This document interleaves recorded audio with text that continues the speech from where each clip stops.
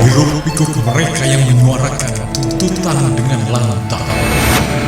Kenapa kami ini Dewan? Kamu sudah Mereka yang bilang melontarkan setiap rapat aspirasi dan banyak usulan persoalan. di Lakukan meja-meja pengawasan, sidang. laporkan kepada kami. Jadi Gibran itu kita kulik semuanya. Dari Karena derasnya dia melakukan arus kampanye, berbagai media kampanyenya, informasi, orang tuanya, nomornya. semua menjadi fenomena menarik untuk diperbincangkan. Orisinal, obrolan ringan seputar isu nasional. Bukan murah, rendah.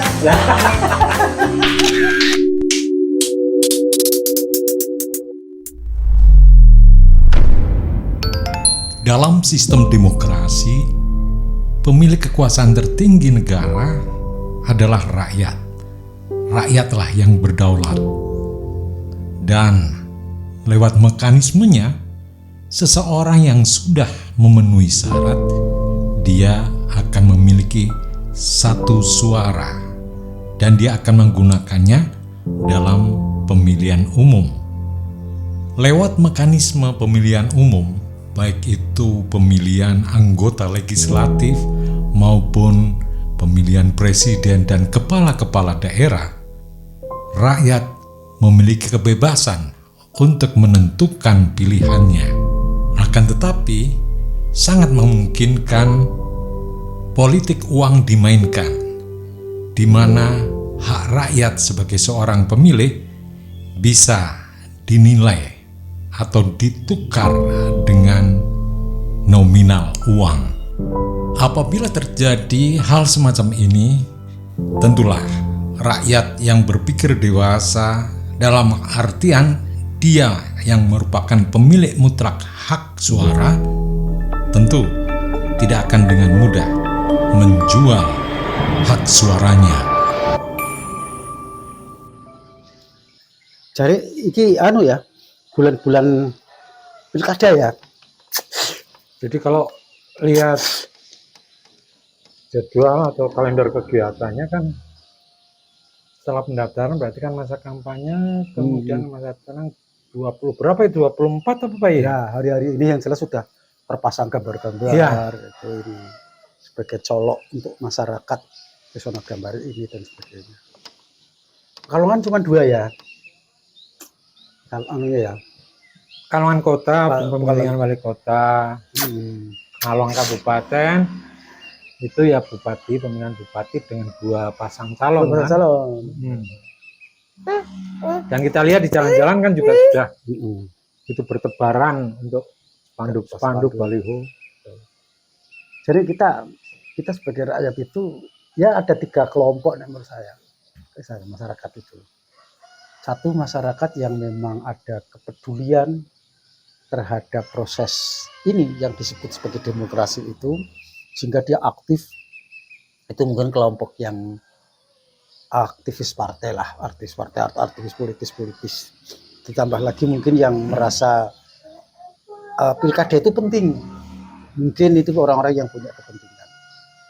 Tapi ada juga kelompok yang ya biasa-biasa saja.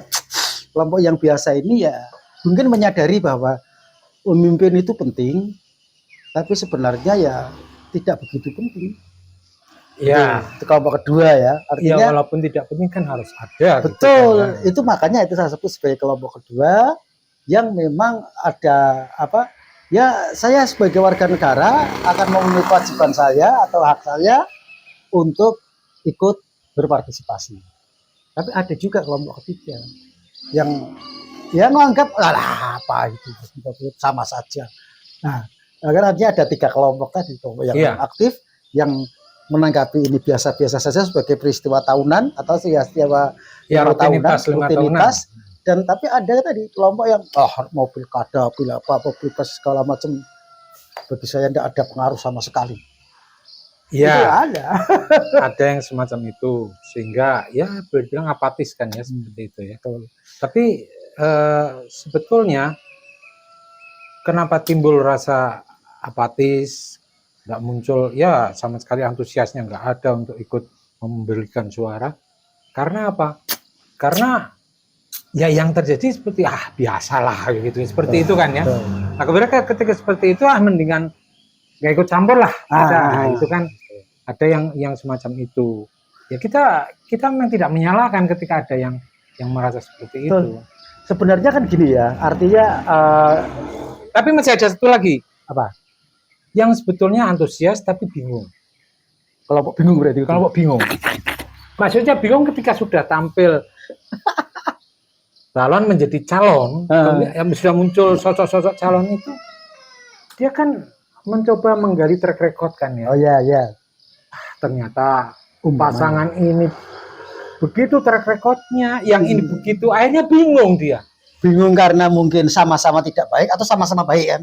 Ya, yang jelas timbul kebingungan gitu. Iya, iya. Jadi sebenarnya gini, salah satu indikator kualitas demokrasi itu adalah jumlah partisipannya. Iya. Jadi gini, umpamanya partisipasinya terhadap pilihan ini kok sampai 80%, itu sudah termasuk bagus. Maksudnya pertama partisipasi dalam memberikan suara. Partisipasi suara, kan? Itu bagus. Nah, semakin tadi kalau saya bilang ada 3 kelompok itu, kalau kelompok terakhir tadi yang orang yang tidak mau atau dia masa bodoh dan sebagainya itu lebih kuat, maka berarti kualitas demokrasi itu semakin menurun karena banyak orang yang tidak mau peduli dengan demokrasi. Masa bodoh dengan berarti tidak menggunakan hak suaranya gitu. Iya. Ya. Nah, itu kan yang dalam kelompok akhirnya itu menjadi golput, menjadi orang yang tidak mau milih atau tidak milih sama saja.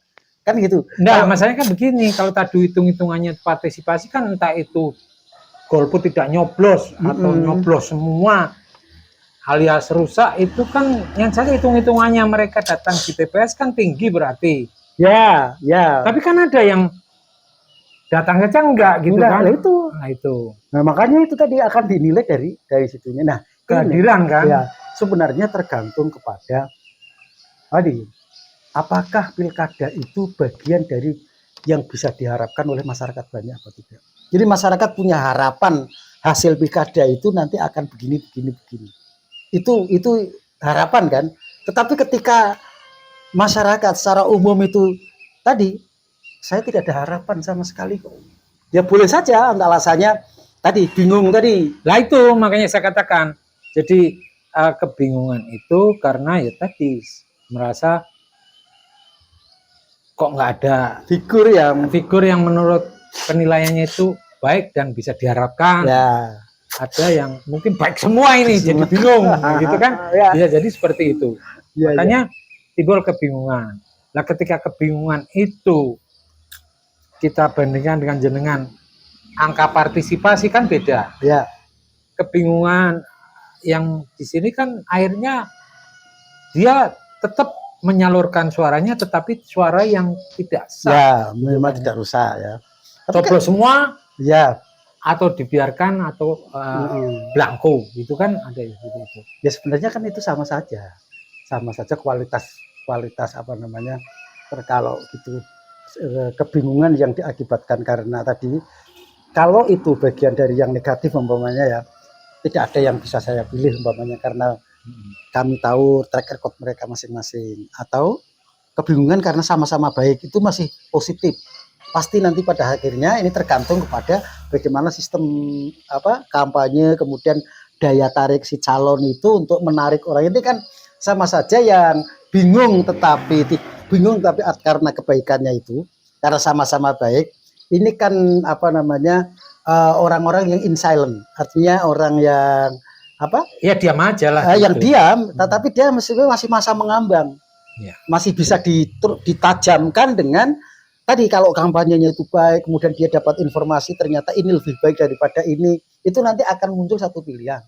Tapi kalau kita sudah kedarung menyatakan tidak ada yang baik, apatis tadi, sistemnya saja sudah tidak beres. Nah umpamanya kayak gitu. Itu kan berarti lebih ke pangkal lagi ya, tidak hanya sekedar calon kan, ya. Sistem kan.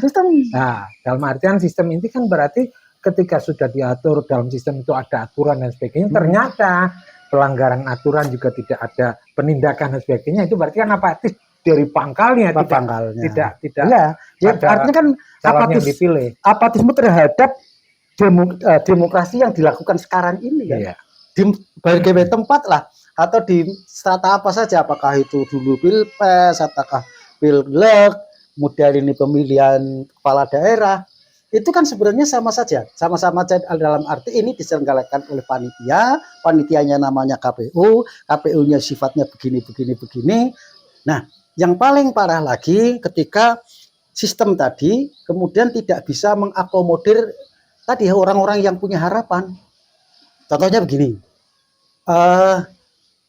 kami berharap jadi di perangkat KPU itu ada yang namanya Bawaslu, ada yang namanya ini. Ketika ada pelanggaran, mestinya ditindak dong.